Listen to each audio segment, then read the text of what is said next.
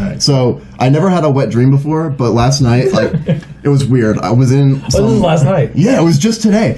Just today. I was in like an Applebee's, and I was with like 5 other random people, and we went to get wings, and they were way too overpriced. And I was with an old lady, and she said, "Fuck it, we're blowing it up." And I went, "What?" And then she lit the place on fire. So I went out, and then another car hit mine. I ran after this car with my superhuman speed, caught up to it, and said, "Hey, you hit my car. That you can't just run away from that." And they said, "Oh, what else can I do?" And then she started blowing me, and then I woke up with jizz in my pants. Nice. All right. Hey everyone, this is Anthony with Interviews with Everyday People. That was my favorite intro of all time. We're sitting here with Mahantongo, right? Mahantongo. You a scoop boy, Mahantongo. See, I live in Mahanoy City. That lives on Manoy Street, but we live in Mahanoy City. So yeah. So sometimes the H's are a little. That's the funniest thing. I never knew that my entire life living in Mahanoy City. They're like, "Where you live?" I'm like, "Oh, Mahanoy City," and they're like, "Oh, what street is this one?" I'm like, "It's Manoy Street," and they're like, "Why the fuck do you do that?" And we're like, I don't know." Well, you could come down to Pottsville and they'll like crowbar like C's and K's in the name somehow. Yeah.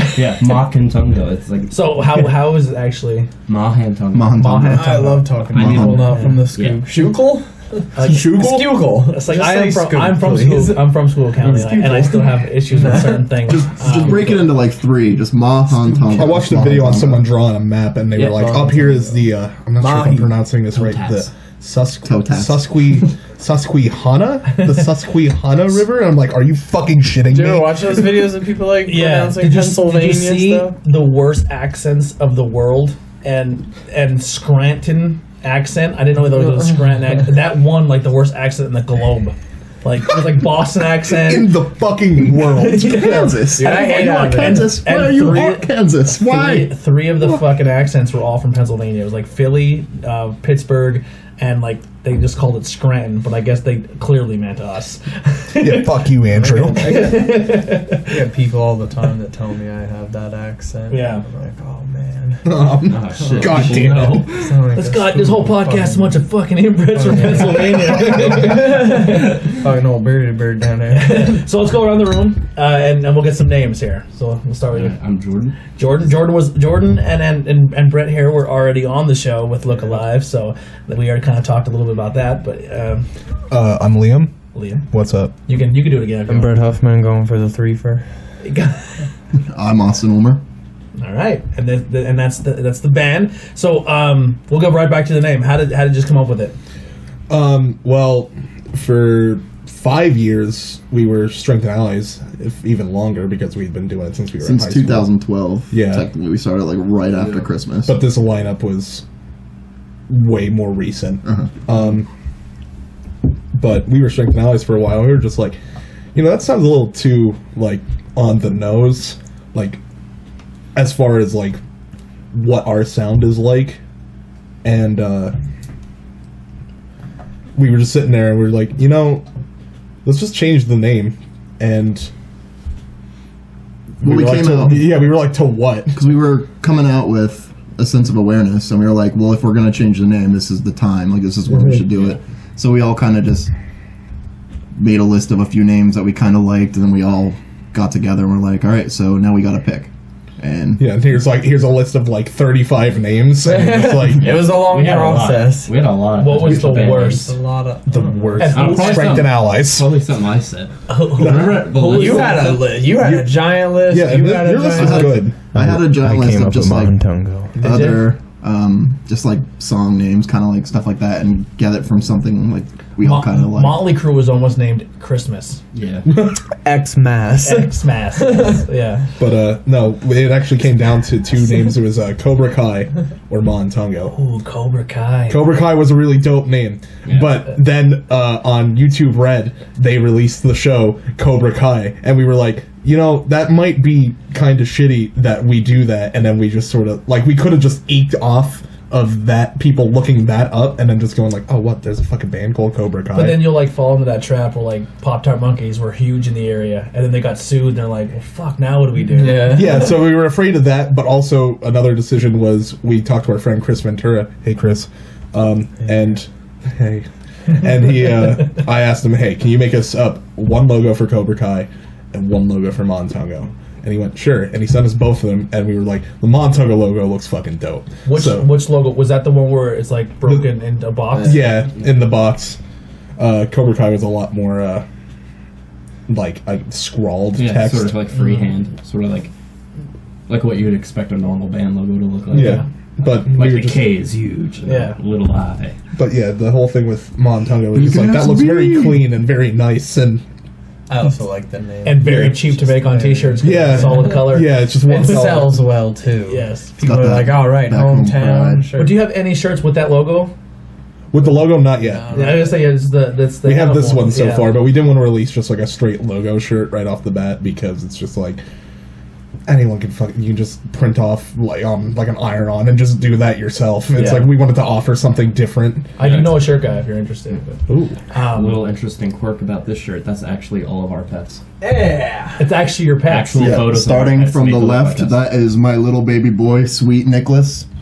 Then Boo, Is my that cat. Liam's turn. Now, is Sweet Nicholas, is that a Nick Swartzen reference? No, it's just Nicholas. No, Nicholas. Ask He us called about all the names. my cat, Boo. Boo. Radley, haha, To Kill a Mockingbird. My mom named him. Yeah, and then that's my fur baby. His name is Ace. Ace? He's half Pomeranian, half Border Collie. Nice. But you meant lady. She's a fucking little bit of everything. And then the last one? That's my baby boy Chunk. Chunk? Chunk from the Goonies. Yeah, it's like Goonies and, reference. He is a mutt. The best He's 80s movie. a Beagle German Shepherd Border Collie mix. So, lady is German Shepherd Husky Collie. We all she look was like there's a tiny. dog So she there. has the big nose, the German Shepherd markings. Hello. And she's super tiny. I don't know what happened. She's a beautiful woman. Yeah, she's a cool dog. She's cool as fuck.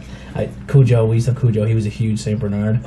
I couldn't even imagine how the podcast would work with him because he didn't give a shit about his size. So he would try, like, he would bump Bumping over, and the everything. camera would be knocked over 4 times, and he would just look at you like, I don't care. Like, he was just so, I don't like, give a shit. so you know how like dogs, Fuck would, you, like, Dad. you could roughhouse them, and they would like play bite back. You would like rough him up, and he'd just be like, no, I'm not. And he would just like rest his head on you, like, can you just pet me instead? Like, I'm about that life. Like, yeah, he was awesome. Our couch, we put like those blankets on because he would just jump on it and like tear it apart. So like the fake leather is gone. Yeah. We're like, well, that looks terrible. But we can't afford a new couch, so blankets. Ghetto as shit. But yeah, and he used to like we wouldn't like sit on the couch. He would like share the pillow. Like he liked sharing pillows. He was fucking awesome. But yeah, I'm a big animal lad, and I love the shirt now more that it's actually your pets. Yeah, thank you. Now, do any of you have multiple pets, and then you had to pick which one made the shirt? I have 9 other cats as well. Ooh, so how did you land? So, my mom is the cat lady, and yeah, there's 9 of them. Nicholas is So- yours. When we got Nicholas, Which cat do you love the most? Choose now. That's literally what the shirt came All down your to, cats right? had to die except one. so the idea There was was a fire. the idea was because like you bring a dog anywhere and everyone's like, oh my god, so we're like, let's do a dog shirt, and then we're like, Liam, you don't have a dog. Correct. So I like the idea of the kind of the 3 one dogs cat. and the 1 cat.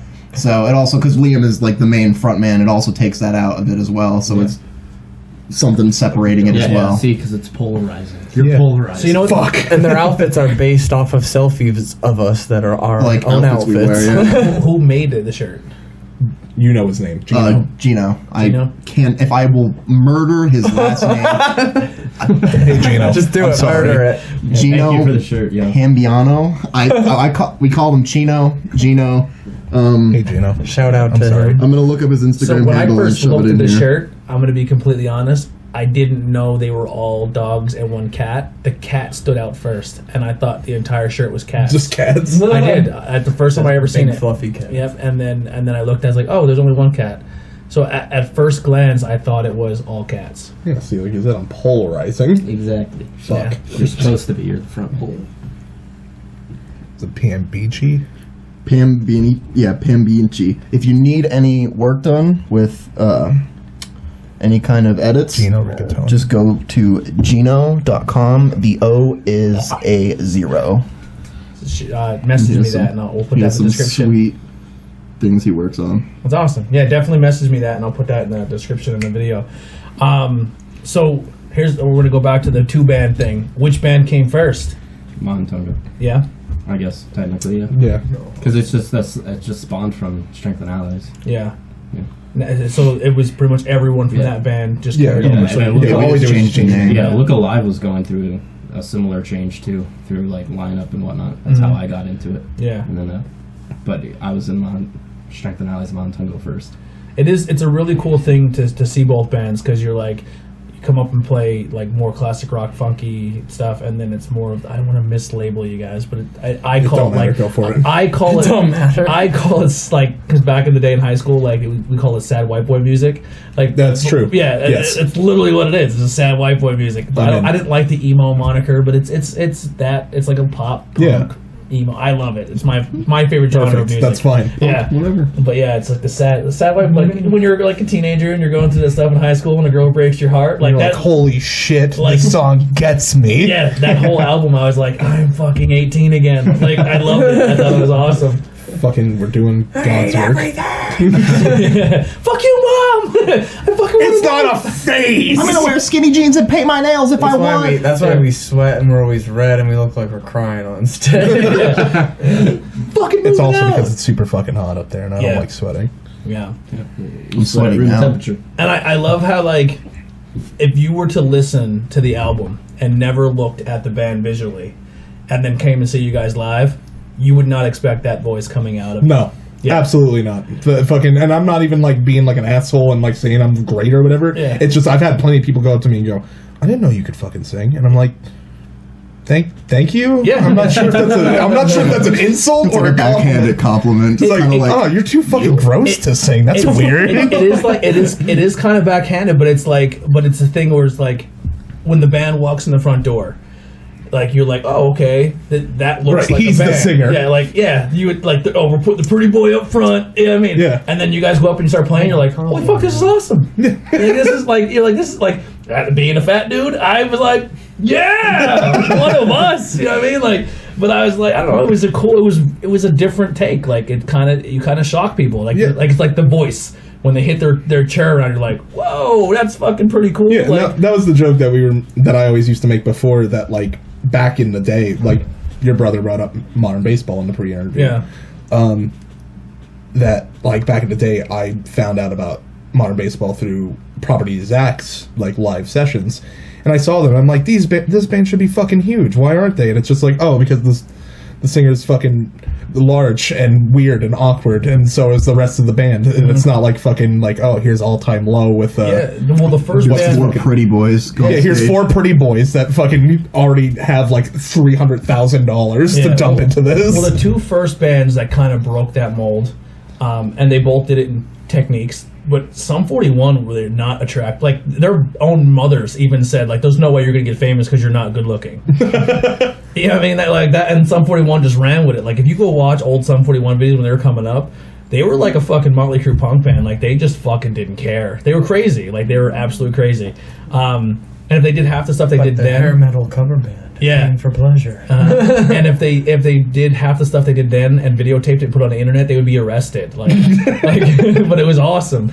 And Fall Out Boy, but when they never showed the lead singer, they would just show Pete. Like, oh, here's Fall Out Boy, and and that was part of their fucking plan the entire time. Yeah. Pete Wentz was just like, just put me up there, and fucking everyone will explode. It's fucking great, and then we'll get huge, like and then we'll have millions of dollars. The album covers, Pete was front. And not making fun of the bass player here again, but Pete was front, and then they were like, "Patrick, go back there," and it worked for them. Get your fucking sideburns out of here, Patrick. Yeah, but Patrick is fucking I love awesome. sideburns, Patrick. I do too, but now he's just like, I'm a hot boy now. I don't wear that fucking fedora anymore. And he lost a lot of weight. Yeah. He did get healthy. Fucking people get healthy on us, ruining it. Speak of the opposite, bowling for soup. Yeah. Yeah, That's it. That's it. Whoa. I love Jarrett Reddick stuff. This is something that happened, you know? There are plenty of times where I'm up on fucking stage and I'm just thinking like, man, I'm just not cut out to like move ever at all.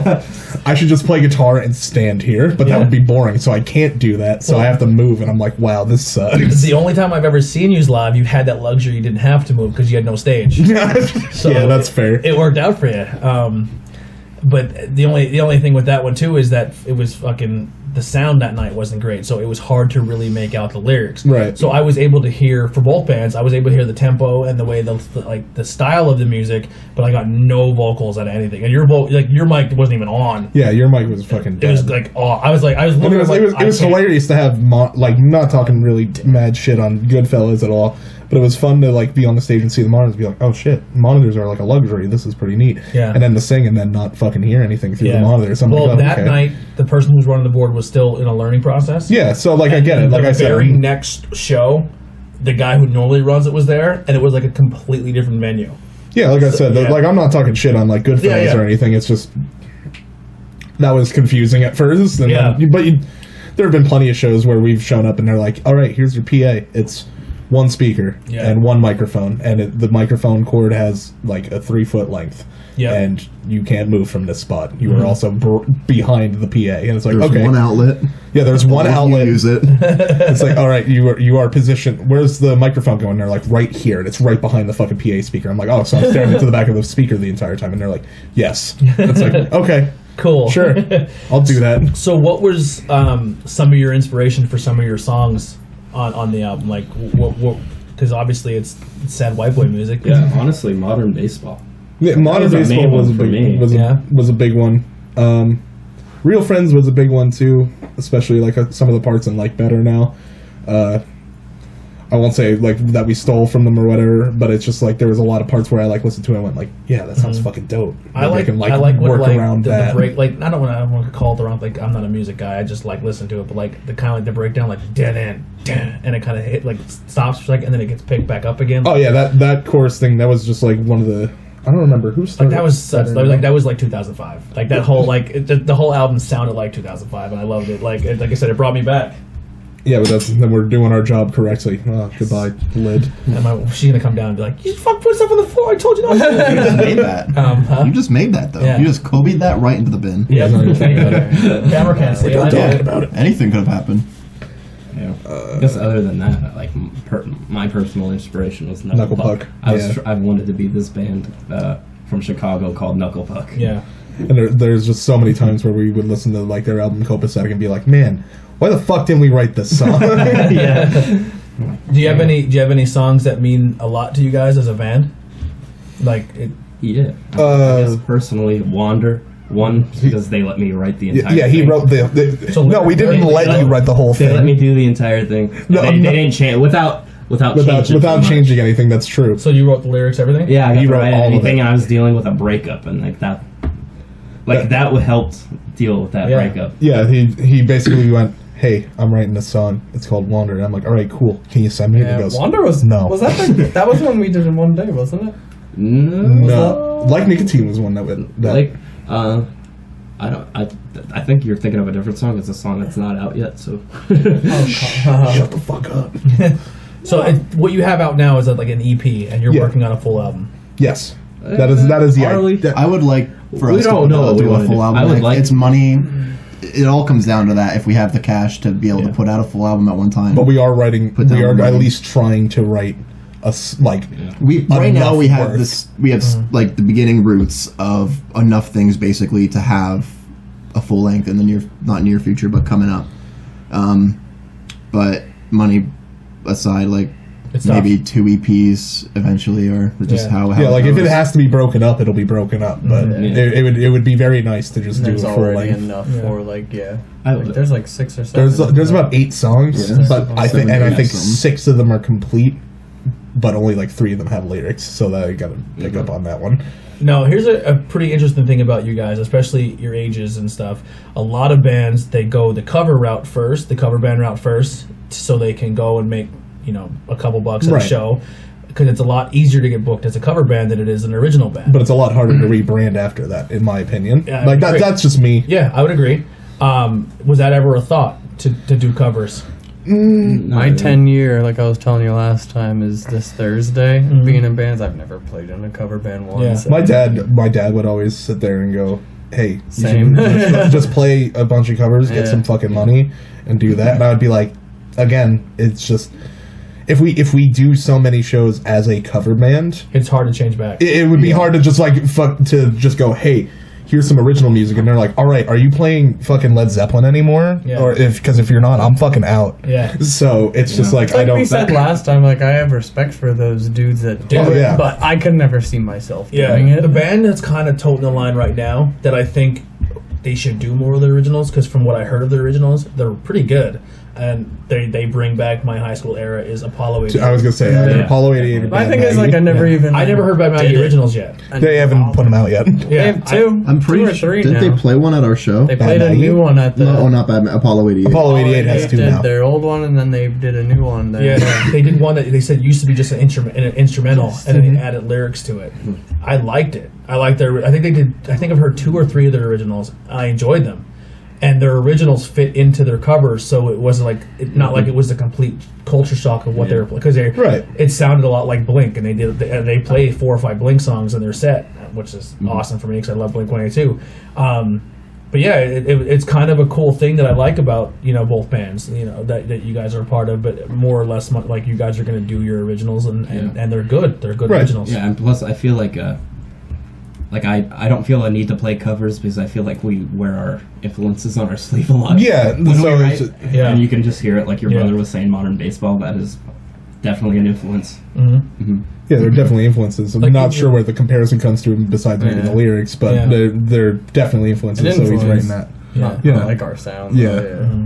Yeah, I have to go back and listen to them, and then I'll be like, I just never played covers. I Yeah. don't have like an extensive catalog of covers in my mind. I know every System of a Down Like, song. "Do you really?" So if you ever need a System of a Down like cover band guitarist, hit me up I because know I'll a do good that bit, shit. but it's just the moment I started playing, I started just writing songs. That was Yeah, I respect it a lot too. Like I said, I love cover bands. I'll go see them all the time. I love all music, but like even with like the podcasts, when they're like starting to like, yo, how are your views doing? I'm like, they're all right.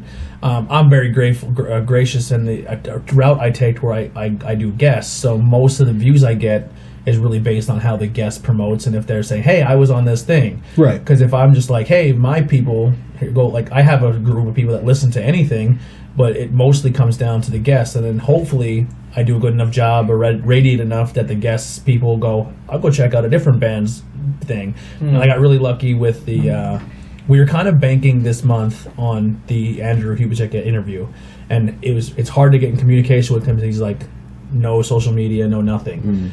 So like promotion wise, like I don't have that where I can tag him and the people go, Andrew Hubachek, oh, let's go check it out.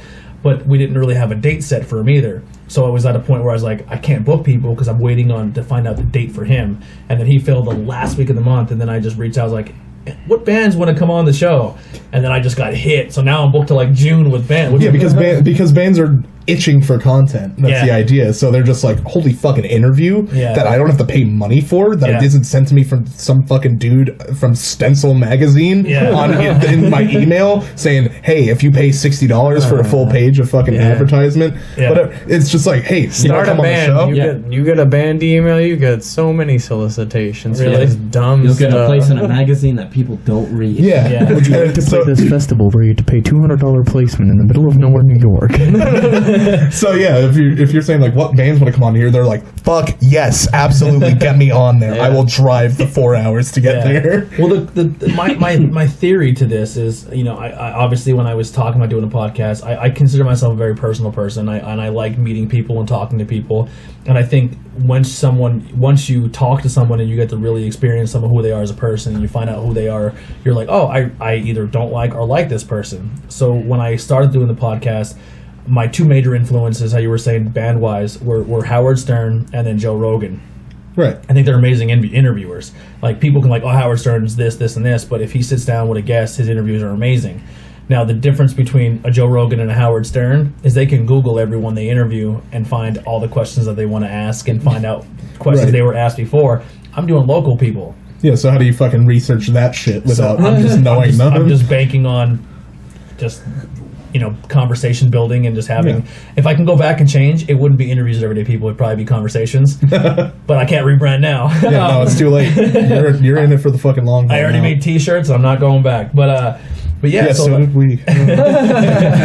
But yeah, so it's fun. But the cool thing with having guests and have people come on is my theory is, even if it's a business owner, or if you're a painter or an artist or a professional wrestler or anything, I feel if someone listens to an interview and listens to the person and they get to hear their story, where they came from, what type of person they are, they're like, man, I really like them as a person. I will go support them more now, and what they're doing, because I've made that connection. Yeah, that makes sense. Yeah, like there's certain celebrities where I'm like, I can't stand that person. Like, I read gossip magazines, and on a smaller scale, we live in School County.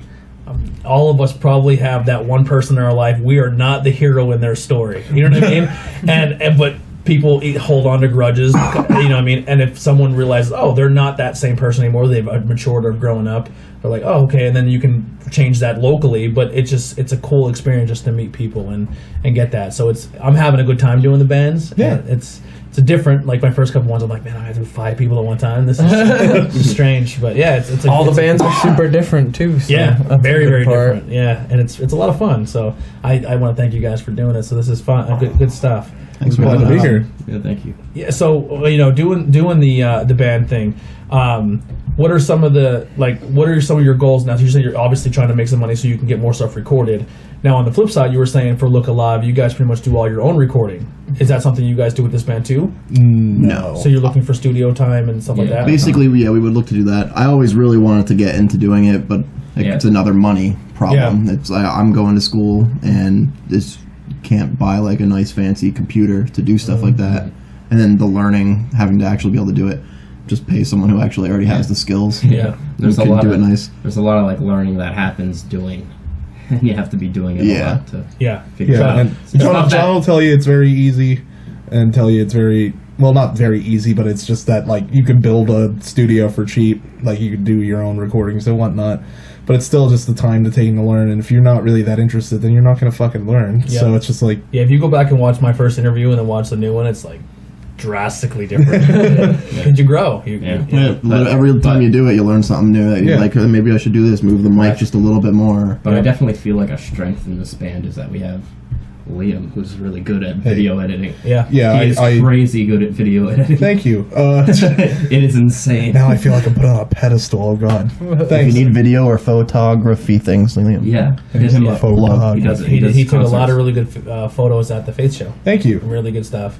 There's, and I'm not saying it's oversaturated with photographers in the area, but we do have a lot of talented, like up and coming photographers. You know? And we have a really good professional photographers as well. One of my first photography interviews I did was with Michael Bann. He does the Retro Lovely magazines. Oh yeah, they're fucking awesome. They're really good magazines. I feel like this area has like a lot of really good just artists in general. And like, no one knows about them. There's a lot of people who are actually really good at like playing guitar or drawing or singing or just anyone have a talent, but there's not an outreach here of things that you can really do to showcase those skills. Yeah, there's not a lot of avenues. Hence why I started this as well. Well, yeah, but there's also the fact that like I guess the demographic of this area is like, if I were to put an age on it, like maybe like 35 and up, and that might even Fest is this weekend. The Arts Fest is gonna be dope, I think. But Revitalization Project is trying to do things. But the whole thing is that like a lot of the people are 35 and up. That might even be a little bit generous, and most of us live on fucking Facebook or Twitter or Instagram a lot of the time.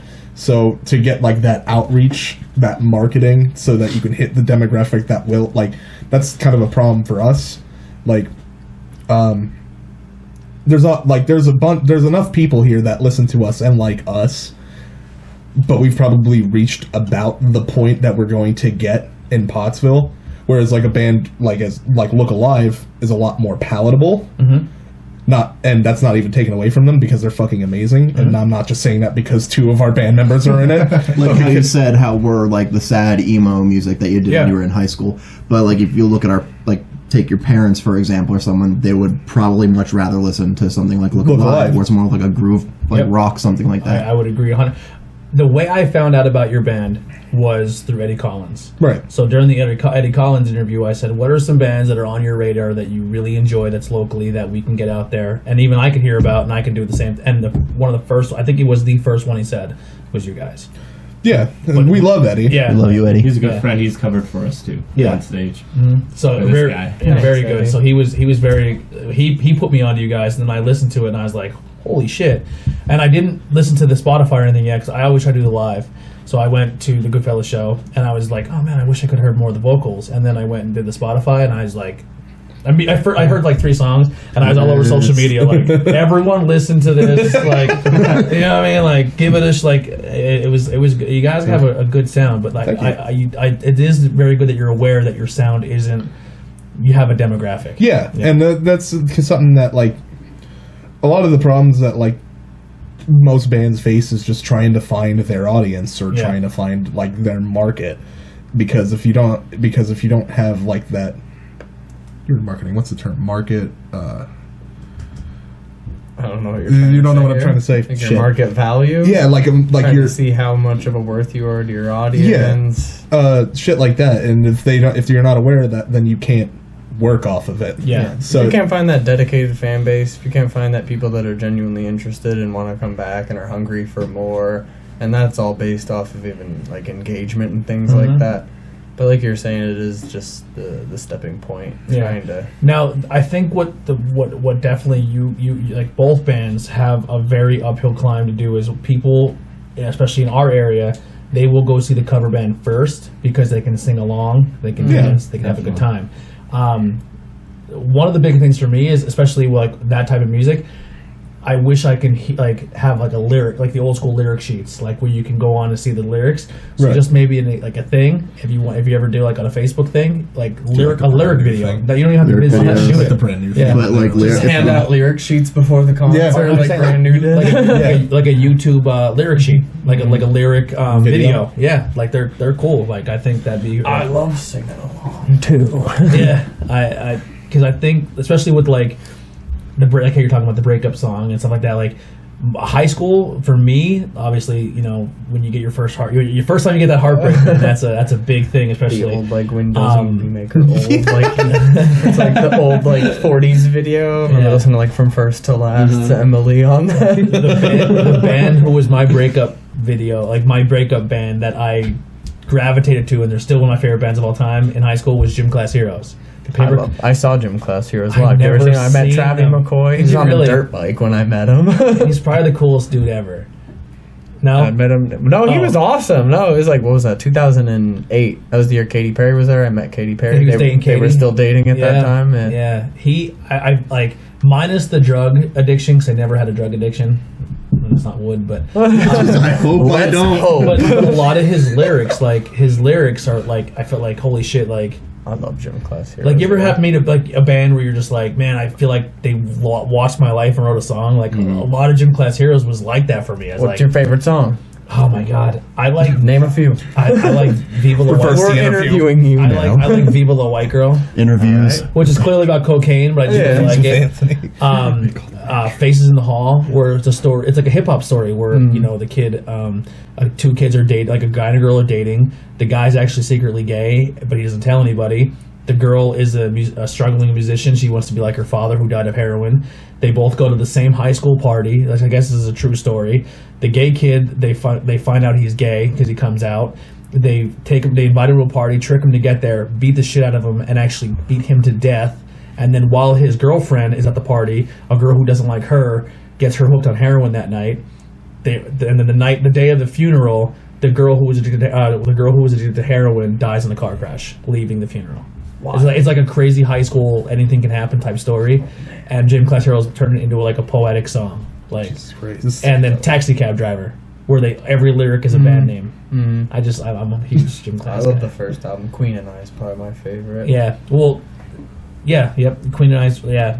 Oh no. She said that. I love their funky rap stuff. Yeah. I love Gym Class Heroes. I want to see them live. They when he came back, they did Offspring, them, and 311, and I couldn't go, and I was really bummed. Yeah. I like that. That was a reverse interview question. If If you ever want to do your own interview. Yeah. Interviews with everyday people. We'll come back Anthony Blackman. we'll all sit on this side. Well, it was. That's actually something In where the like seat. where we kind of like. I always say too, like when I do certain interviews, I kind of got yelled at during one by a comment where they said, "Oh, I talk too much," but the girl who was telling her story was telling really deep shit, and I was like, I'm not gonna let her be the only one putting herself out there. So I told some stuff that I never talked about on camera before either, like because I don't want the person who's doing it be like, well, you're not. You gotta make that connection. Makes it easier. Yeah, like, it's more of a comfortability thing. Like I'm not gonna open myself up if you've never done it. You know what I mean? So Right. So I like to interject a little bit and put some stuff in there too, because It's fun. This is the point of an interview. yeah, So. and obviously if my family. The only reason that we more don't about see me. it is because they edit that shit out eventually. But like that's kind of defeats the purpose of That this. actually reminded me what I wanted to bring up. So I could relate to you guys by being an original and doing what you're passionate about and not changing for anybody and just doing your thing and not doing the cover route. I get told all the time, your interviews are too long. I'm not watching a 2-hour interview. It's not. Then you don't have to fucking watch it. You're not. It's not made for you. Or some people watch them in segments. I hate when you go on social media or you go on YouTube and they find a really interesting person and then they determine what I thought was the most important part and they chop it up, a 2-hour interview, into 15 minutes or 10 minutes or 6 minutes. It's like it defeats the whole purpose. Like you could have made more of a connection with the audience if you're engaging enough and you can make your audience listen or care about what you're talking about. They'll stick around for the 2 hours, because if you're really, I have a lot of people who listen that said, "Yo, I literally listened to your podcast for 2 hours and had no idea 2 hours passed by. Like it just went by really quick because it was engaging." Some good fucking. There's people interviews. who like to just listen to podcasts and they'll play it in the car or something like Yes. that. It's not just people. You don't need to sit down at your computer and watch it happen for 2 hours. That's the problem that I had when I would start like listening to podcasts, because I was just like, all right, here's nothing, and I'm just sitting here listening. I'm not playing any video games. I'm just listening to it, and fucking wow, 3 minutes have gone by. Man, I can't fucking believe this. This is boring as shit. I can't fucking do this. And then I close the podcast. Yeah. I don't know. Like over the years, I've I like a good speaker. Yeah. Like I can listen to someone talk for hours. Yeah. If they're really good. Yeah, I watch Joe Rogan all the time. I've watched a lot of your episodes. Thank you, Don't man. worry. Yeah. I'm a fan. What was some of your favorite ones so far? The Eddie Collins one and his dad. I love his dad. His dad's awesome. So every time I get to hear a his story entire from his life dad story, on that's this, cool. I've talked to his dad many times over my years, and he always has a new story. And we wrapped up, and he's like, "We could do this again sometime because I have more." Oh, he's got plenty. Yeah, he's awesome. And super talented. Eddie too. I mean, Yeah. Eddie's got plenty. I always think it's funny because like Eddie Sr. worked with my dad at Lowe's, so, and I think Eddie Sr. is still at Lowe's. I'm not sure, but he worked with my dad at Lowe's, and they like sort of vaguely knew each other and would like talk. And I remember like meeting him for the first time. I'm like, "Hey, you worked with my dad?" And he's like, "Hey, cool, all right." And then like every time I've seen him since, it's just like seeing Japan 4, and then Eddie Sr. comes up. I go, "Hey, how are you doing, sir?" And he's like, "I'm fine." That's. What the fuck? What? He's like, Who are you? Stop talking. Like you can see he's still being nice and he's still going, "Yeah, hey, what's up? How are you doing, buddy?" But he's still like, "Who the fuck are you? I don't know who you are." He meets so many people. Yeah. He does, and I always encourage people to follow him on social media, because just his post every day where he just like, "Hey, in this day and time in the history," or if you want to see a really good band or learn a little bit about some local music or some type of music related thing, he has like these cool little like small little stories he puts in his social media. I was like, that's how social media should be. And they're the stuff that people are like, "Oh, that's stupid." We have this opposite dude that we worked with that fucking he does the same thing, but he's like way worse about it, because he's like, "Yeah, I'm a rock star." He's pretentious about it. Eddie's dad isn't pretentious about it. Yeah, I know Eddie. I know Eddie. That's why I'm saying he's like the anti-Eddie Senior. Sucks. I think I even rather watch a pretentious guy put some type of knowledge out than like talk about how you went to the gym or how you ate he salad puts out today. knowledge, and then the last he's basically 3 like sentences are him bragging about it. Yeah, because he's just like, "Hey, today I was sitting in the car and I was listening, and you'd think that I'm a metalhead because I listen to Motley Crue and like Wasp and shit like that. But today some fucking Frank Sinatra came on and I was singing along, and I felt like I had to like chop my tongue out because it's not metal like Iron Maiden. Yeah. I'm a real rock and roll musician." And Eddie's dad is great, because Eddie's dad is just an all-around music lover. Just like Eddie, like us. I'm the same way. I can listen to everything. Absolutely. I can literally go from Frank Sinatra to metal. Man, to we had a hoedown in country in Kevin's attic the other night. Country's tough for me. We were blasting country. And Kane was snapping and singing. We have this plan that's going that if we ever get a van and we're traveling, we're gonna have an hour dedicated to each type of genre of music. We have a playlist called Boom Hour. That's all country country. Like music. a We listen country to country all hour. the We'll do time. like gospel hour. We're gonna do like all musicals. We're I hitting it love all. music. There's some gospel out there that you wouldn't know you're listening to gospel.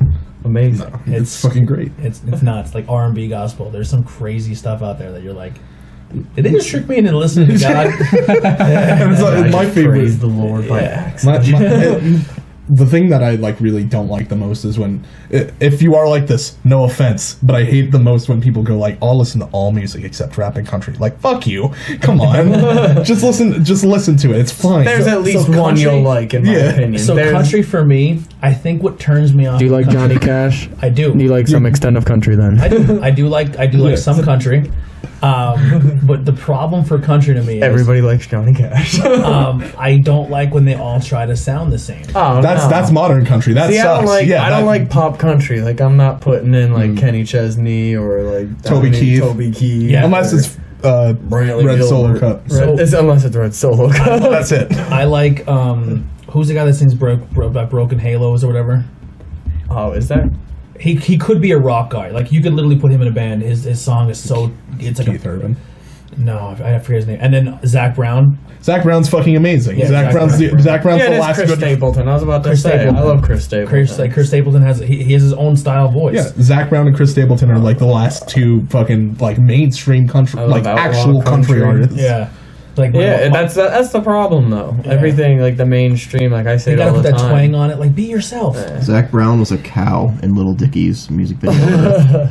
Really? But the music industry is just like the top 5 genres are just some variation of hip hop or rap. So Yeah. that's why. And then like pop country's Yep. there too. They're still big on it. Because Nashville's very fucking Yeah. afraid that There is they'll fall behind pop music. There is a ton of awesome like outlaw country artists, dudes that are doing music like Willie Nelson did and Johnny Cash What was his and name? Hank Williams Jr. and dudes like that, but you don't really hear from them. I mean, they're on Coulter Wall. Spotify. That Coulter Wall's amazing. I will Coulter back and Wall is listen to the new old, Johnny Cash. old Hank Williams Jr. I love Hank Jr. Jr. He says some controversial Oh yeah, stuff he's sometimes. very absolutely. Yeah, so did fucking. I remember him telling me. Because my dad grew me up listening to David Allan Coe, and David Allan Coe released a whole album with like the fucking N-word all over it, and I thought like, wow, that's weird. Yeah. That's kind of, and my dad went like, yeah, it was the South. That's kind of how it fucking was, and I'm like, yeah, I get that, but that's still weird. And then I read up on it, and it's just like, oh, David Allan Coe was kind of like fucking around, and he was just like, yeah. He was making fun. He was going satirical and like going overboard with it, of making fun of Rap music. No, well, David Allan Coe. This was like the 70s, so Yeah. But he made this album in response to like how glorified a lot of country is, but here's like a lot of the bad shit about it, like the racism. But he kind of played it a little too straight faced. And everyone went, hey, you're fucking racist now. And he's like, no, I swear to God, I'm not. And everyone's like, I don't believe you. So Outlaw then it's country's the collapsed. best. Yeah. So many good songs. Songs about bears on coke, dancing in cages. Songs about ladies that live in church bell towers. Songs about quitting your job. Yeah. One of my favorite hippie songs of all time is Eric Burden's "Spill the Wine." Mhm. It's such a strange song, but I can jam out to it all day long. It's one of my favorites. But every time I hear it, I think I remember the Titans when Sunshine's pulling up to practice. And I was strolling one very hot summer's day. Like, and the guy doesn't even sing; he just talks the whole thing. It's like, I love it. Today I learned there's a song by Johnny Cash called "Everybody Loves a Nut," so that was cool. My favorite Cash song is "Boy Named Sue." That is a very good song. I like we were listening to it last night. I like at the hotel. storytelling. I like storytelling. I like when lyrics have substance to them, when there's something to it. Even if you're telling a bullshit story, tell a story. I love old hip hop, like old school hip hop, because they were storytellers. That's my favorite genre of music, probably next to And- hardcore. and a lot of the newer stuff, they don't do that. They're just cookie cutters, like country. Country and rap are so similar, and each one of the genres hate the other genre. But you have every country guy who tries to sound like the same exact country guy, and then Well, yeah, every because it makes rapper them who money. tries to sound like the same rapper. Want Like, to make money, yeah. yeah. And then you have those guys like Kendrick Lamar And the industry doesn't want to take a chance on anything that sounds different anymore. You have guys like Kendrick Lamar and J. Cole who are like not doing that, doing my own thing, and then they shine. Yeah. I forget who did an interview on it, but they talked about like the music industry, how like back in the day, it was like brand new, like in the 60s when it blew up and got really big and record companies were pushing out millions of records and stuff. Everyone was just taking a chance and like signing whoever, and that's why you had such a large variety of like disco and classic rock and pop and country. And then they all started hiring like all the people that were in those bands, and they just kept to that music. And I mean, it's changed over the decades, but you see the same 3 genres in the top anymore. Yeah. So it doesn't matter. And then if someone actually is different and they sound different, but they're not in the same style, like they're in that style but they don't fit the mold, and people are like, they suck, I hate them. Yeah, you find your niche market, but like you're not getting pushed in the mainstream. I always get shit on for liking Macklemore. Yeah, I like Macklemore. I think his storytelling is good. Yeah. Well, there's mainstream artists. I love it. I like his message. I don't. Jordan and I have seen Bruno Mars. I love Bruno Mars. Bruno Mars. I can literally listen to him from beginning to end and all not have 24 to karat. and never have to skip a song. Like his first album, like I can go through the whole thing and not skip a song. One of my favorite bands is like the Ultimate White People band. I love the Killers. Yeah, I'm obsessed with the Killers. Talking to the Moon, one of my favorite Bruno songs. Ooh. Yeah, it's a good song. Perm is the fucking Perm is my favorite bullshit on that album. That's my Perm's shit. The best song. Put some perm in there. I was just singing it. Good stuff. That's why I just fucking dude it into the microphone. How much have you ever thought of maybe incorporate, like how you guys are big video game guys or like nerdy, like have you ever tried to incorporate some of that in your music ever? Me personally, no. Not quite. Yeah, like, I don't know. As far as like songs about video games or whatever, no. I know we, like, back when we were trying to like figure out content, we released a MIDI of like one of our old songs on the first EP of Strength and Allies, like in a fucking 8-bit fashion, but that was it. Yeah. That's about as far as it goes. Not really. I'm a fan of like fucking writing songs about like shit that might not have happened to me, but I'm not a fan of just going like, hey, here's a song about Fallout or something like that. Like, I'm not. Yeah. What are some topics that you guys covered in some of your songs? We have breakup. I was gonna say there's like one, and you just named it. I think for the most part, most of them are breakup songs, like heartbreak and.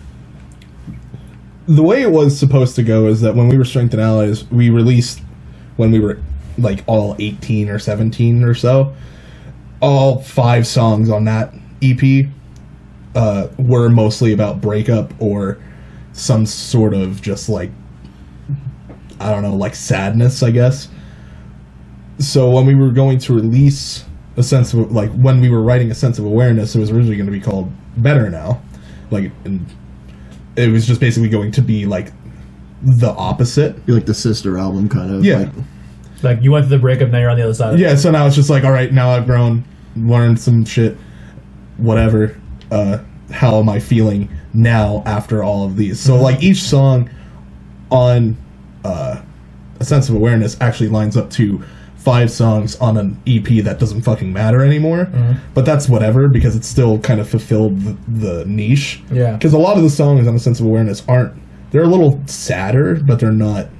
I feel like they, like I especially like the ones where I contributed to the lyrics. Yeah. Like I always tried to make it. Yeah, like more more. I tried to at least turn it around. Yeah, uplifting. That like that's why our opening song. It's Don't Just Stand There. Don't Just Stand There. It's about being having anxiety for playing shows. Yeah, and it was just because we would always stage fright. Yeah, when we would play like our first shows, we would be standing there and going, "Hey, we're Strength and Allies. What's up? Here's some songs. We hope you like them so much that you'll like fucking punch people around you or whatever, so that you'll like get into it." And then there would just be people just going, "Yeah, we've had some the entire shows. time." We've had some bad shows, like worse than Goodfellas. Yeah, like we've had some Goodfellas really wasn't bad even that shows. bad. I know, really. It wasn't a terrible show. No, Goodfellas was a great show. I looked out into an empty room to the door you come in through, just looking out to no one.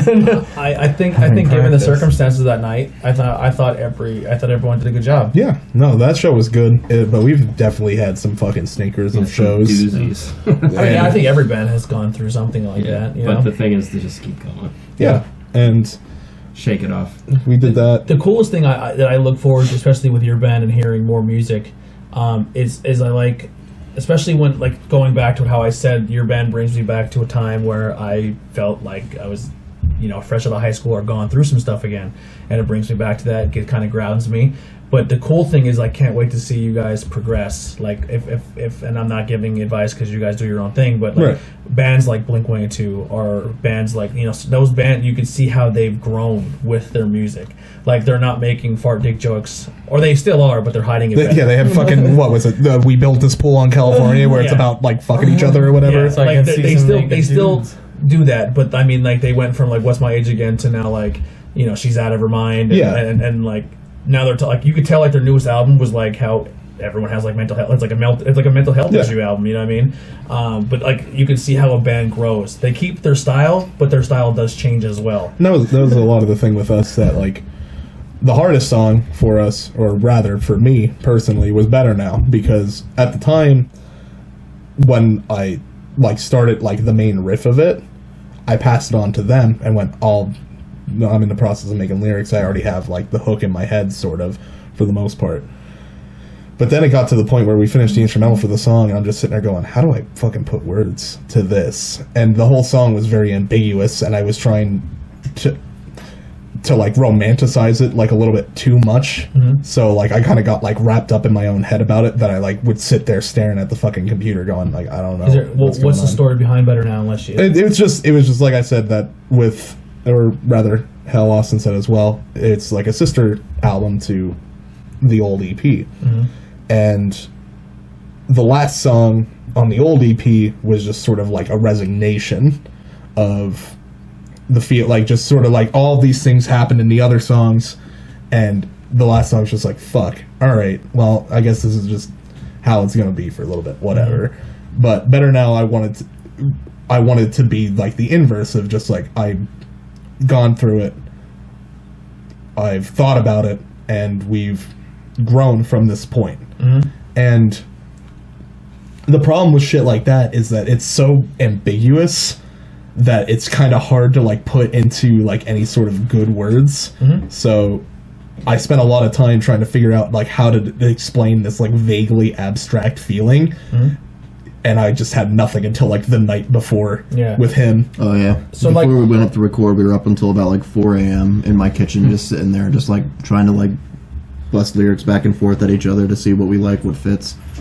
Yeah, and it worked out, because a lot of people keep coming up and going, like, hey, Better Now's my favorite song. I'm like, wow, that's surprising. I mean, they are all, I like all of them, but Better Now, for me personally, is because Better Now reminded me, like, I talked a little bit on a different show, but, like, I struggled, and I still do, with, like, anxiety, depression, and then when the depression gets real bad, then the suicidal thoughts creep in.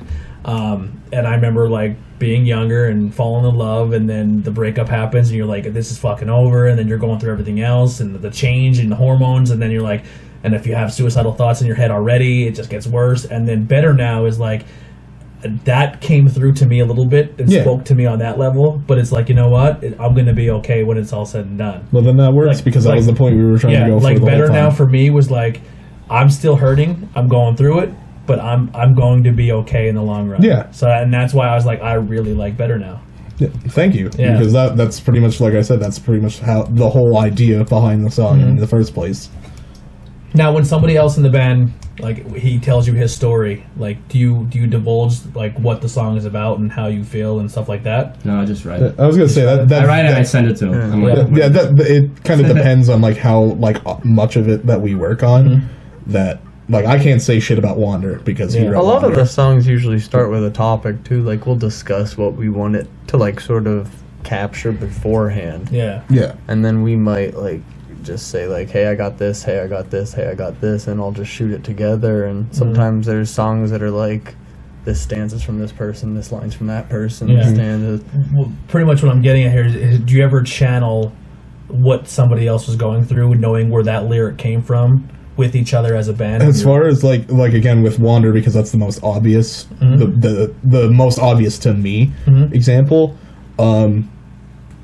Since I didn't go through the same thing, I had to still sing it, but be about his experiences. And I feel, personally, I'm biased. I feel like I did a pretty good job at doing that, or at least trying to convey that just as well as he imagined it to be. So it's that we've known each other for so long. Yeah, that's another factor. You were there for it. I think a lot of the words you write. If you're buddies, you watch with them struggle. Wander, with Drop the Act. Like, no, that's not right, dude. Yeah. There's lines there that are from our own experiences, but it goes back to just being buddies forever. We were there for those, and we kind of have had similar experiences. Yeah, and I think that's another reason why your band resonates with me, especially with, like, I mean, both of them, but this one, because the type of music is really for me. But you can definitely, like, that's why I was asking if you guys kind of channel that through each other, because you guys are all friends, and I'm sure when one of you were going through something, you guys were all kind of each other's support system. Right. And that comes through your music. Yeah, and there's a lot... Which is awesome as an artist. As a fan, or someone who listens to music, and, like, I can't play an instrument to save my life, but I find I can listen to songs and kind of like, oh, they probably were going through that. You know what I mean? Right. Yeah. No, we get that. But a lot of it too is just like, some of it is like sometimes he'll pass me a song. There was a song that we started a little while ago. It's one of our newer ones, and he passed me it, and he had lyrics about halfway through it. I don't want to ask what song it is, but I don't know what you're talking about. the first song. The first. Okay. Yeah. But he had lyrics up to halfway through it, and he had the melody still written out for the rest of it, but no words. And I took those words that he had and kind of swapped them around and recontextualized them, and it comes out as like a cohesive thought. But at first, it just kind of like sounds like random words. Yeah. But then once you put more words with it, you can like, oh well, here's that. So maybe I can go back here and change this around a little bit so that it still fits the whole thought completely. So the songs that you're talking about that are kind of the prelude songs to the album that you have out now on Spotify, right? Is that still the stuff that you want to record and put out, or is that out somewhere? It's already out, but we do want to take one of them. It's under Strength and Allies. So is that on like Spotify? And it's on Spotify. So Apple Music. If I go back and listen to the Strength and Allies first album, that's like the beginning of this. Yeah, definitely gonna go do that. But no, we are planning on taking one of those songs and bringing it back. But would you ever just take that album and just rename it? No. It stays. No, we thought about it. We thought about it extensively. One song's worth it because we've already There's one of the songs on there that we've already recorded twice. We don't want to record it a third time. There's one song that's on full time is on there. And we all. That's all that. we all like. We're not nice to ourselves when we're like that. It's a lot easier to self-criticize. Yeah. So we look at full time and we're like, wow, that song's fucking whack. That was too sad. Yeah. Too sappy. We stopped playing that years ago. Yeah. It's never been played. I think we played it once or twice. I'll be that guy in the show, be like, "Bless." And Cody was like, "It's my favorite song, though." Yeah. Like, which is surprising because Cody wrote lyrics to one of them, and he was like fucking ecstatic about it. Cody was the original singer. Okay. A friend of ours. Yeah. Because we'd done like projects in the past with him. Yeah. Trying to get something off the ground, and then when Strength and Allies happened, we had a different singer. We had Cody. You were guitars. We weren't. No, that was Frank Mahusky. I love you, Frank. Yeah, Frank, if you're watching this, Frank's we love our you. best Frank's our friend. weatherman. Cody's our best friend too. I don't want to make him feel left out. Frank is still in our group chat for the band. Oh, really? That's how much Frank's we love involved in everything. Now, I kind of did a little bit with Look Alive, and I want to go through this process again. How did you guys all come about meeting? We all went to the same high school. That was a big part of it. But me and him knew each other for like fucking. Austin. I knew him, but I wasn't cool enough to be in his friends I group. love Jordan immediately. And we told that story about the Metallica tab books. He was an older kid, so I'm the older kid. yeah, He's he was like intimidating. 30. So were you how many grades? I'm a year older. I'm the older kid. But he was friends with all those. But when you're in high school, you So know, you 10th were- graders you and were in 11th different graders social is status. When the someone's whole a difference, senior so- and he was you're a the music junior actor. and you're like, that kid can sit in the senior lounge. You didn't go to Pottsville, but we seniors got luxury in Pottsville. Work, study, senior lounge. I was the kid who didn't I didn't care about social status. Like I just didn't care. Well, neither did I, but they all kind of knew each other pretty well then. Yeah, but I knew Liam. Those two were really good buds. Mom. Has this ever happened to you? Never. He's an important man. He's gotta go, man. He's a busy So man. Liam tells me the first time he met me was at Fulton's, but I don't ever remember that. It wasn't. It's the first memory I have. It was with. He was in the band he mentioned before, Our Battle, Our War at the time, and I was sitting in Fulton's playing guitars because I didn't have enough money to own one. So I'm just sitting there fucking noodling around playing like. I don't know, Enter System of a Sandman Down. or whatever. A Dan. And I was System of the a older Down. kid in Fulton's with my whole band. Just Yeah, he walked in with the whole band, and the other three who fucking did not like me at the time, because they would just take the piss out of me for whatever reason. And I stood up, playing like just testing out like one of the guitars, and Brett walked in and goes, "You sure that's not too heavy for you?" And I thought he was taking the piss out of me, so then I just stood there holding it for another like 25 minutes, and my arm started to fucking hurt. It was a BC Rich. It was a BC Rich, Yeah, like it's a fucking dumb flying guitar to V. hold. I was being honest. I'm never mean to people. I'm like, that guitar looks stupid. You didn't see that though. You went like, "Oh, are you sure that isn't too heavy for you?" Not like heavy as it sounds, but as in like holding the fucking guitar. It's because when I used to go in there, I always grabbed that Randy Rhoads guitar right away, and I was like, "This is dumb, but I look awesome." At the end of the year in Pottsville, like maybe like the last week, people like we were in band, and Liam and Jordan would always bring in like guitars and play, and I would like kind of just hang around. I was like, we didn't really know each other that well, but we were in band, so we always had like a class together. And then we took music theory, and we were in that class together. So I was like, "Hey, if you ever want to jam or something, like let me know." And I gave them my number. And then I remember me and Jordan going like, "Well, what kind of music do you listen to?" He's like, "Oh, like the Wonder Years," and we're like, "Holy fuck!" And we were like, "Absolutely, all right." And then it was like a Christmas miracle one year. It was just like I was literally just got done eating dinner, and they called me and they're like, "Hey, so you want to start a band?" And I was like, "Yes."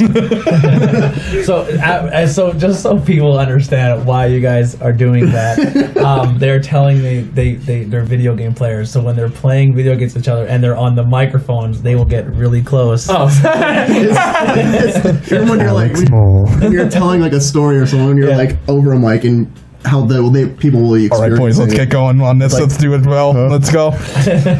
Emphasize. it's like I'll tell you what though, like, honestly, like when just talking to a bunch of different bands and finding out where you guys kind of went to school locally, it's interesting to me because North Schuylkill, obviously they have a good band. Monte Area has a decent band, but the problem with Monte Area, for someone like me, if I wanted to take music theory or take music, I had to be a part of the band to do so. And if you were a vocational kid student, they were just like, "Hey, we're gonna stick you in the same 4 classes all 4 years." So I literally took the same literature, the same math, the same English, the same science, and nothing changed from 9th grade to 12th grade because they just seen me as a vocational kid student. I had no choices to pick anything, and I was just able. And I had no I couldn't take an art, I couldn't take a music. It's terrible. Yeah, like That's awful. So if there's anyone listening like that's part of an education system, Pottsville, obviously there's a lot of younger bands and people who are musically talented is because you taught music theory to kids, that anyone who could sign up for it and go for it. You couldn't sign up for music theory unless you took a bit of. I think you had this. You had to take intro. pre-qualify. Yeah, you had to take intro to music. But at that point, it was the kids that were serious about it. But it was something that was offered. You could take intro to intro to music. But if you were in band, you skipped intro to music, and you could even. I think you could even skip music appreciation if you really wanted to. So the way that worked out was just if you were in band, the teacher was the band director, so you could be like, "Hey, I'm interested in taking music theory, but I don't want to sit there and pretend to listen to fucking like Michael Jackson for a just half sit hour there for a while, like taking this class of stuff that like I kind of understand how music works. I don't need a big keyboard on the screen. Be like, this is middle C." Yeah. And then like the next step would be music appreciation, where basically the classes you walk watch in, they go, watch movies, "Hey, and listen to music." They're like, "Hey, guess what? You ever hear about classical music? We're gonna listen to that for a half hour, and then you're never gonna know about it ever again." We watched Queen live at Wembley Stadium. True. Music We watched Live Aid. appreciation, and that was awesome. They taught us music, a little bit of we took a music class in elementary, and a little bit in middle school. Did you play the recorder? I was gonna say the flutophone. They didn't teach you an instrument.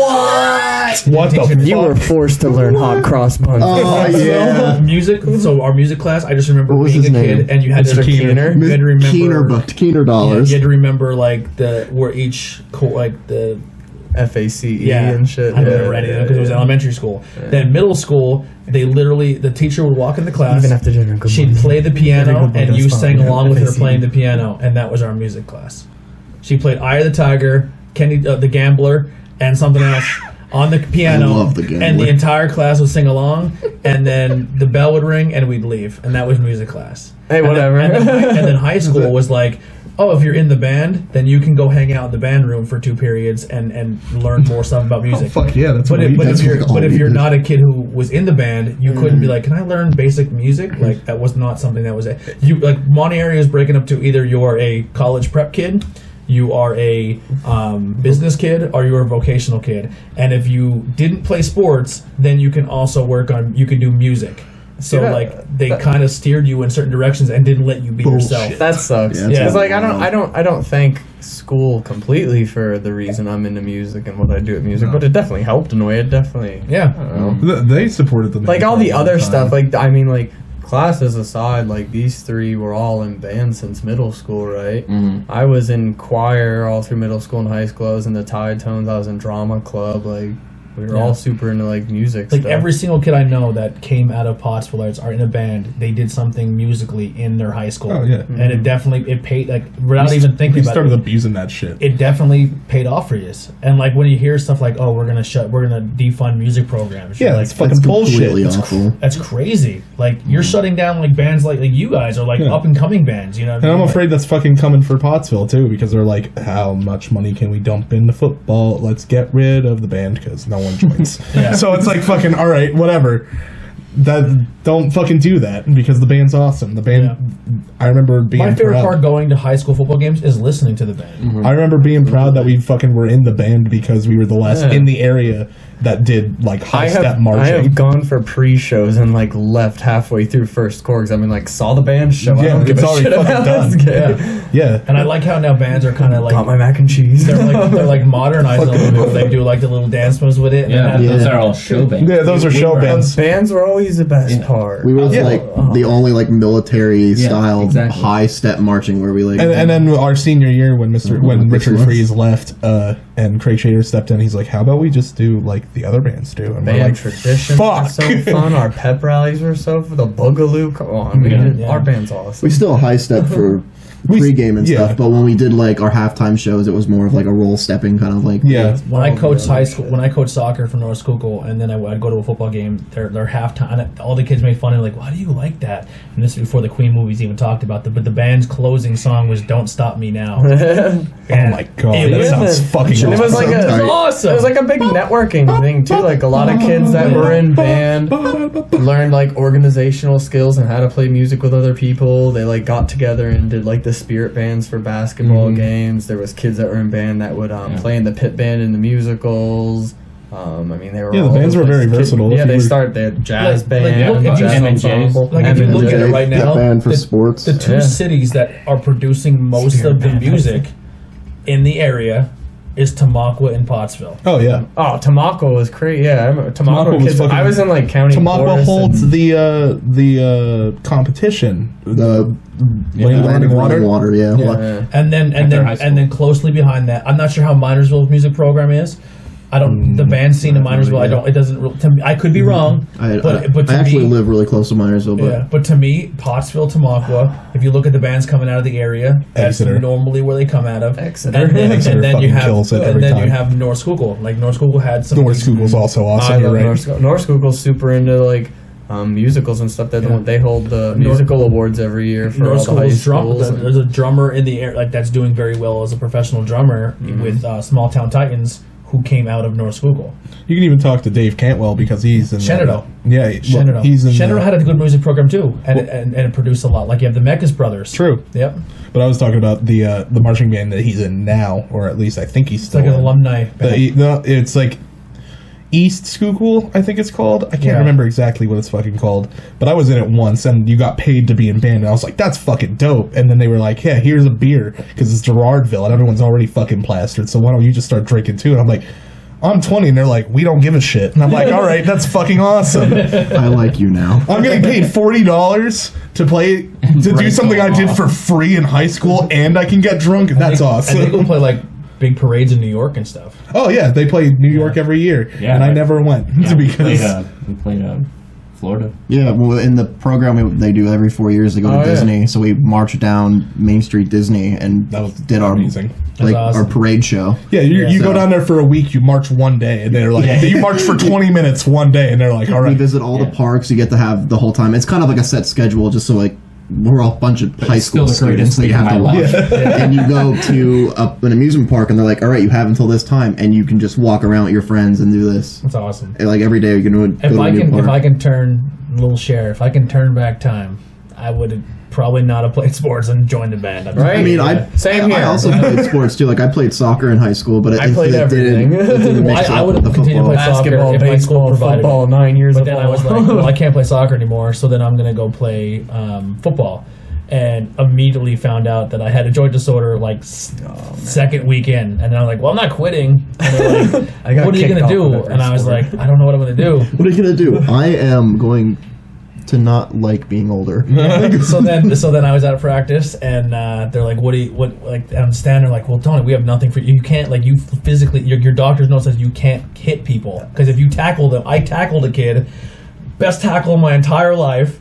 I was so proud of it. I picked the kid up, I slammed him down, and my shoulder went from here to here. And that's depressing. Yeah. I love sports. Like, and when then, you get something like that. And then they're like, well, what are you going to do? And I was like, I don't know. So I'm just standing there where it was a light practice, and we just had the helmets on, no equipment. And they're like, all right, we're going to go out, and we're going to do special teams and kick and punt. And I was like, can I kick that? And they're like, yeah, you can try it. They're like, it's like a 36-yard field goal. We're just kind of messing around. I'm like, is this hard? They're like, the kick from here? They're like, yeah. I'm like, all right. They're like, why is that not? I'm like, that's like shooting from outside the 18. That's not a hard shot. And I have that that's my target. They're like, yeah. I'm like, it could be. It looks easy, man, but it's not. I was like, bro, you never played fucking soccer. And I can make that with my left foot. And I kicked the 36-yard field goal, and they're like, do you want to be the kicker? And I was like, yeah. Yes. Right there. That's awesome. And then I became the kicker, and then somebody else wanted to be the kicker, and my last name wasn't as good as their last name, so I was never my favorite sports guy. I was never the starter. That's the problem with Pottsville too, though. Yeah, Nepotism is everywhere. And the kid, I get along with the kid. He's a cool kid, but we were sitting there at the it was a game we were getting blown out, and the coaches pulled me aside at the beginning of the year to like, what is your only goal for this team? And I was like, I want to have the longest field goal of our school's history. Like, I want to have a record. And they're like, well, what's the record? I said 36 yards, and I said I hit that my first field goal ever. Like, I can bang I could probably make a 50 to 45-yard kick, no problem. And they're like, really? I was like, yeah. If they hold it and the line doesn't get me killed, because I got murdered like 4 times trying to kick field goals, I was like, I could definitely make that. And they're like, all right. So we're at a game, and it's like 38-yard, 40-yard field goal, and they're beating us so bad they're not even using the scoreboard because Monteare's team was not good. And I was like, oh, they're gonna, and it's like fourth and 50, or like fourth and forever, but they're in field goal range. And I was like, holy shit, they can kick and get points. They can put points on the board. And so they're going for it, like, because they're not going to get it, but they can get 3 points. And I'm like, coach, and he looked back and he goes, yo, tell the other guy to get the kicking block. We're going to kick it. Now, I was told the year before I couldn't be a starter because the person ahead of me was a senior, and seniors always get the start. So then I was the senior, he was the junior, and they're like, get the junior to get the block. And I was like, all I do is kick. This is the only job I have. Like, so you're not going to start me? Am I just going to stand here? I'm like, I go to every practice. I did all the running. Everybody else did everything. And then it came down to time to do the job. And I was like, and the coach, and I tapped him on the shoulder. I was like, hey, are you going to use me at all this year? Like, just, you can be honest. Like, you're not going to hurt my feelings. And he just looked at me and he laughed in my face and then turned back around like I didn't exist.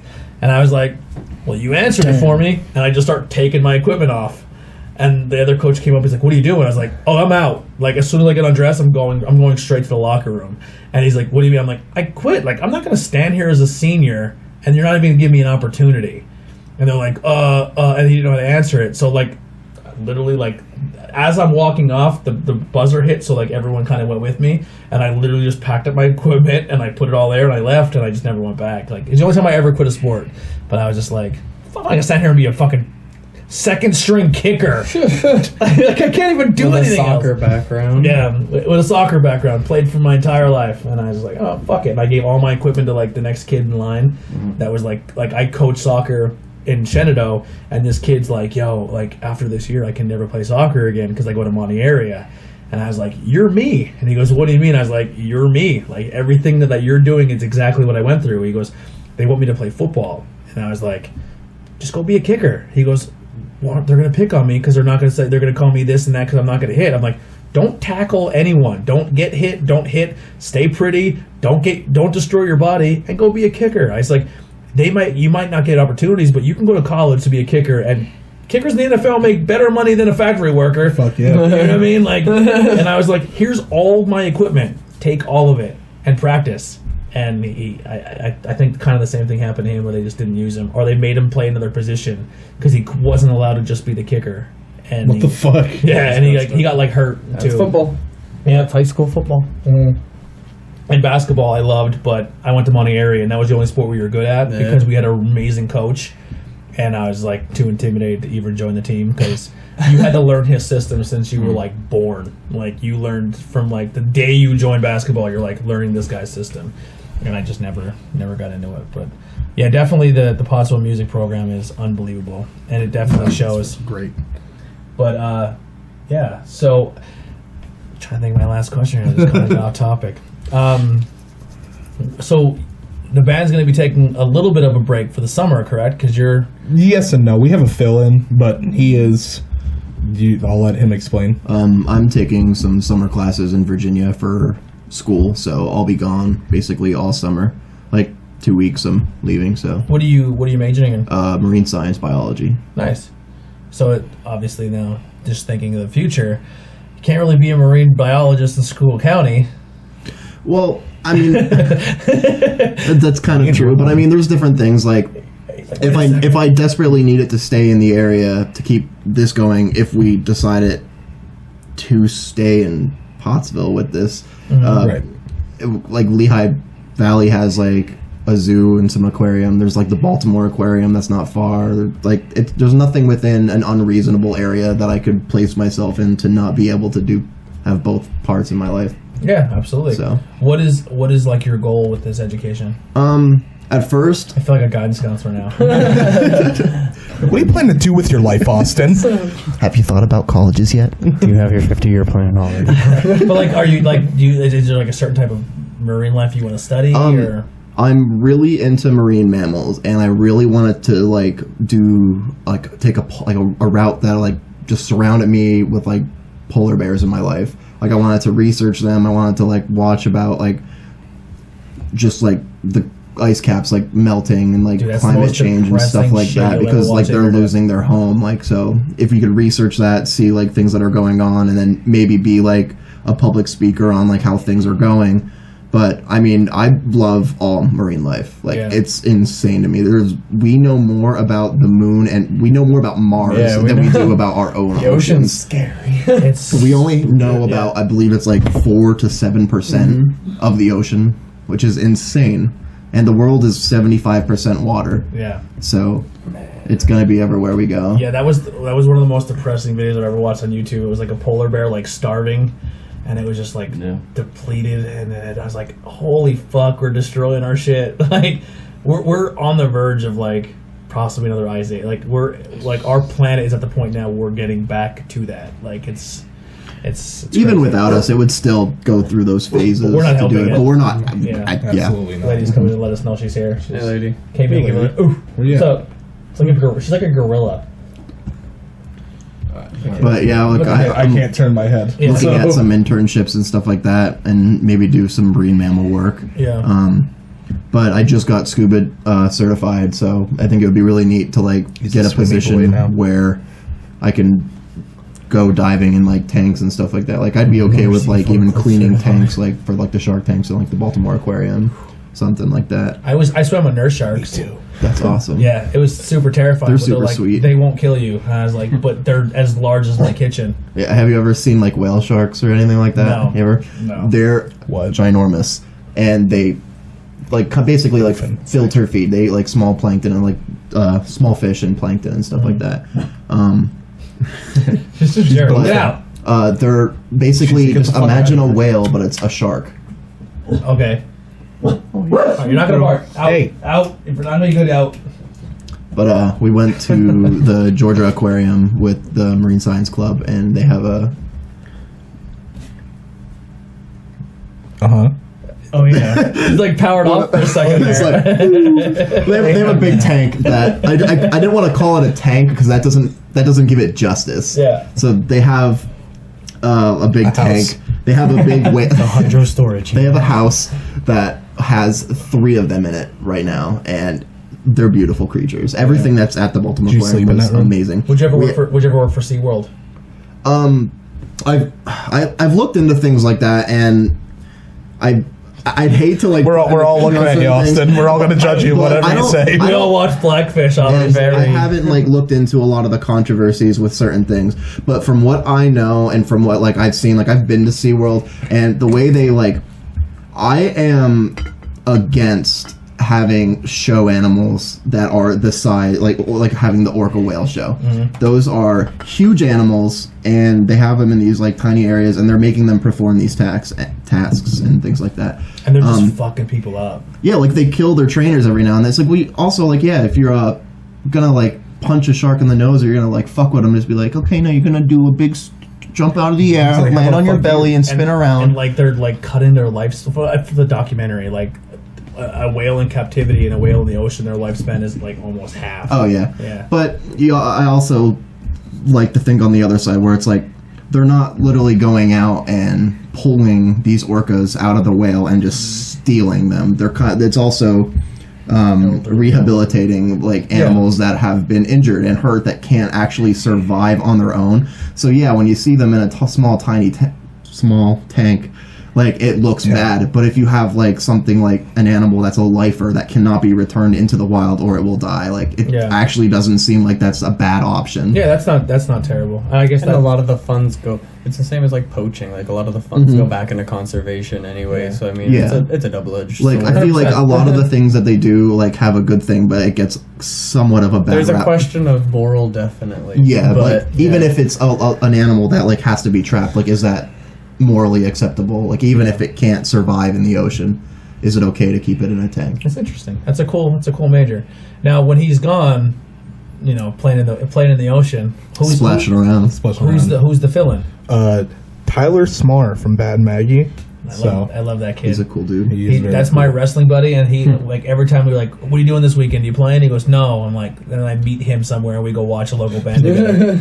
That's like my band buddy, my local band buddy. Such a cool dude. So obviously this summer you have some shows coming up. You're going to play with Tyler. What are some of the things that you have in hope for the band in the future? Releasing this full length that we're potentially thinking about, at least, or just new content in general. New content. So what would be some of the steps that would help you get to that step, that pace? And obviously making money, correct? Money is a very big There's one. money, but there's also the creative side. We got to get moving. Yeah, we've stagnated. We haven't. We already have like enough that we could. All it takes is just a little bit of work on it, so it's whatever. It's really just a matter of time. Yeah. It's just because he's got school and he works at 4 in the fucking morning. And he's in another band. He's in another band. He's got school. My time's worthless. So I watch Pornhub and I play video games. yeah. So I just fucking sit. I go and work at Genesis as a maintenance worker, and then I'm just sitting there going, what do we want to do with the band? Yeah. And then I go home and I'm like, what do we want to do with the band? So obviously what I always tell people too is when you go see a local band and it's a $5 cover, that's nothing. Pay your $5 cover, help the band out. And another thing too, I always tell people, if you're going to go see a local band, I'm not saying I do it every weekend, but try to help out as much as you can. Bring an extra $20 with you. That's the average price of your band t-shirts, $20. Some bands do 10, some bands do 15. The average is 20. And if you've never made merchandise to sell to other people, there is a cost to make it, and there is a cost to sell it, and then you want to make something back. They're not just trying to pocket money. Like, if you buy a t-shirt off a band, you're helping them make their album. If you enjoy them, that's all local music. Even if they're a cover band, they're probably trying to buy better equipment to make themselves sound better. It's like that meme image where it's just like, man, I don't know if I want to spend $15 to go see a local band play wherever. But I got a better idea. Let's go spend $120 and get fucking wasted at the bar that no one likes. So that's like the overall theme of these interviews when you hear me sit down with you. And they're not saying it, I'm telling you. Support your local music. Pay your cover. Go see local bands on a weekend. Pack the place out. Have a good time. And if they're not playing covers, then go hear their originals and be open-minded and see what you like and go from there. So we can find you guys on Facebook, Spotify, iTunes. Mahantongo PA on Facebook, Twitter, Instagram, and then just Mahantongo on Spotify, iTunes, Apple Music, Amazon. No one uses fucking Amazon, so it doesn't matter, but I have to say it. Yeah. Check out Strength and Allies on Tumblr. You can check out Strength and Allies on Tumblr. They have 2 whole posts. I deleted Tumblr because I got rid of porn, so I don't even use it anymore. Damn. Tumblr needs to die already. Just like I used to love Tumblr. It was like some of the Me best- too, and Yeah. there was porn. Yeah, and then once I got rid of porn, like, deleted. Like, this is pointless. But yeah, so definitely support your local band.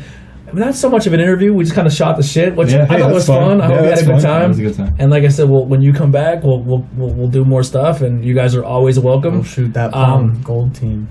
Yeah. Gold Team rules! And anytime, like I said, we do the pop culture show. If you obviously all into video games and stuff, you're more than welcome to come in and sit. I'm always making posts like, who wants to come sit in the show this Wednesday? I know I usually do it last minute, but we always do a live show Wednesday and Thursday. Wednesday's the pop culture, Thursday's professional wrestling. I don't know if you're into professional wrestling at all, but those doors are always open. You guys are cool with me. I like what you guys are doing. Keep pushing. Keep doing what you're doing. You too. For both bands, like I said, you're obviously younger than me, but you have very good mentality. You have good head on your shoulders, and your music is good. And I definitely enjoy it, and keep doing what you're doing. Thank you. Thank you very much. So much. All right, We'll be so back. that's going to wrap it up for the interview today. Like I said, go check them out live. Follow all their pages, and anytime that you guys have a page, a show, let me know, and I'll share it, and we'll get it going. So This Friday, 2 shows. Kutztown, Kutztown, and Wilkes-Barre. Yeah. Yeah, So Which if one's you- closer to you? Yeah, just come to that one. Who cares? and Come to both. You better drive because we're driving, so don't matter. We have to do it. You have to do it. I helping bands. I hate fucking packing up. Like, it's the worst. We hate packing up too, don't worry. I live for it. It's the worst. But yeah, thank you guys once again so much. Thank you for having us. Thank you for having me. Share this video. Give us that like and subscribe. Please Hit subscribe. that bell. That's the biggest thing. I've had the bell. Yeah, I don't even care about the bell. Just subscribe. So they're gonna be. It's over on this side down below. If Yeah, you, over there. You're gonna hit the subscribe button, and then once that opens up, you're gonna hit that bell, and then get the post notifications so you don't get lost in the algorithm. Guys, this sucks. Alright, guys, we're gonna drop in real fast. We're dropping off. But yeah, I had so many interviews that like had 500, 300, 200 views, and I'm stuck at 200 subscribers. I'm like, what happened to 500 from the last one? But yeah, subscribe, help me out, because once the hours required to be monetized, I'm blowing that out of the water. Oh, fuck yeah. Subscribe. I can imagine. I'm just not. Gotta feed When we that started this, algorithm. we were told that he was up until 3 a.m. editing a previous video. So Yeah. there's a lot of work that goes into this, and we're very grateful for you having us here. And so it's more than just sitting down here talking, and it doesn't just go straight in. There's a lot of man hours. So support this dude. He's doing some great things. Thank you, yeah. guys. Thank you. And anytime, like I said, we'll definitely have you back, and you guys keep doing what you're doing. I love it. All right? Thank you. That'll wrap it up. For Interviews with Everyday People, thank you guys so much. See you next time. Boom. I gotta piss. My ears hurt. Oh my god.